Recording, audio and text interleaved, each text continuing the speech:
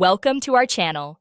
If you've decided to permanently delete your HelloFresh account and cancel your meal kit subscription, follow these simple steps to close your account. Step 1. Before deleting your account, you need to cancel your active subscription. Open the HelloFresh app or visit HelloFresh.com and sign into your account. Step 2. Navigate to account settings by clicking on your profile icon or name in the top corner. Look for subscription or plan settings. Step 3. Find the option to pause or cancel subscription.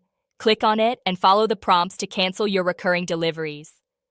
HelloFresh may offer you incentives to stay, but proceed with cancellation if you're sure.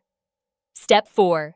After canceling your subscription, go back to account settings and look for options related to privacy, data management, or delete account. Step 5. If you find a delete account option, click on it. HelloFresh will ask you to confirm your decision and may request feedback about why you're leaving. Step 6. If there's no direct deletion option, contact HelloFresh customer service via chat, email, or phone. Request permanent account deletion and provide your account information for verification. Step 7. Confirm your account deletion request and wait for a confirmation email from HelloFresh. The process may take a few business days. Remember that account deletion is permanent and you'll lose access to saved recipes and order history.